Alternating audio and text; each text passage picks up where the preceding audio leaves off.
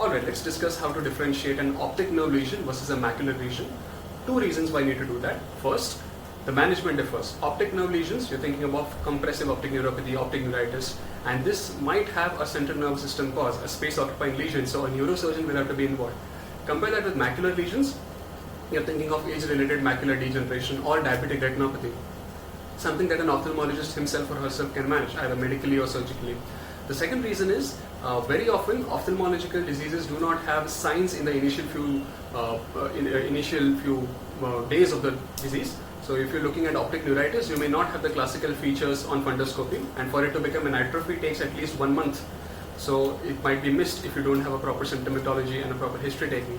Compare that with maculopathy. Maculopathy relatively easier to pick up on fundoscopy, but for a trainee ophthalmologist like me, I might still miss the clinical findings. So how to differentiate clinically between optic nerve diseases versus a macular disease? Both are seen on fundoscopy.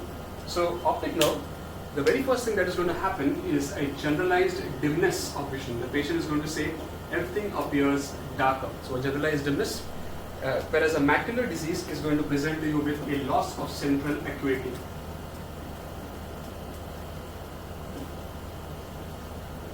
So the central vision is going to be defective. The patient is going to say, I cannot see.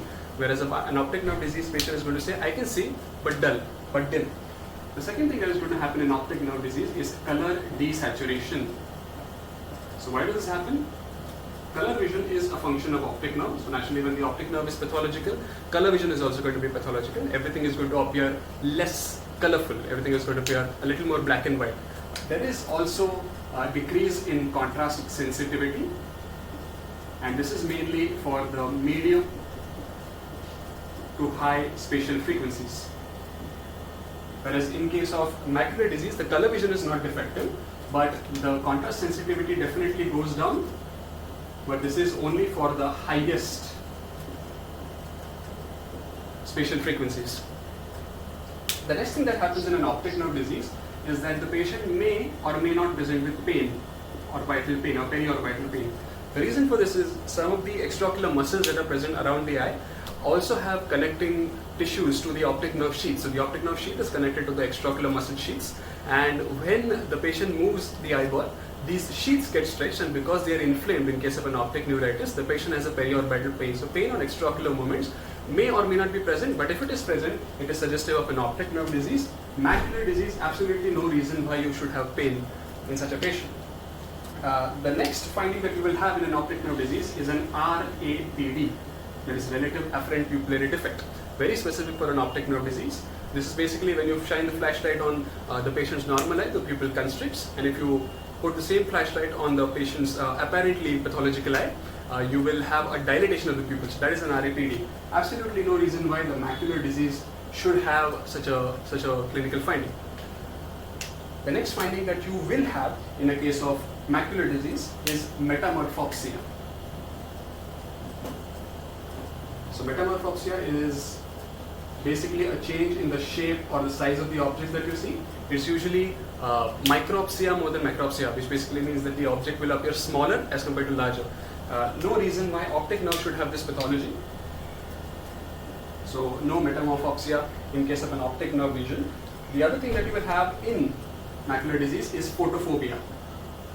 That is basically an intolerance to bright light, and this happens because of a bleaching of the retinal pigments during the visual cycle, the rods and cones, pigments in the rods and cones. The visual cycle takes longer to get replenished because there is a pathology, and so there is going to be a sustained stimulation of the rods and cones, which produces a sensation of brightness, too much brightness. So there's going to be photophobia, there's going to be glare. No reason why optic nerve should have this pathology. Absolutely no reason why optic nerve should have photophobia or glare. If you do perimetry, which is, so now coming from symptomatology and examination to investigations, if you do a visual field examination of such a patient, you are going to have either a centrocecal scotoma or an altitudinal scotoma. And in case of a macular lesion, because the defect is at the macula, at the center, you are only going to have a central scotoma. So depending on what causes the optic nerve pathology, you're going to have different patterns. But this is the general principle.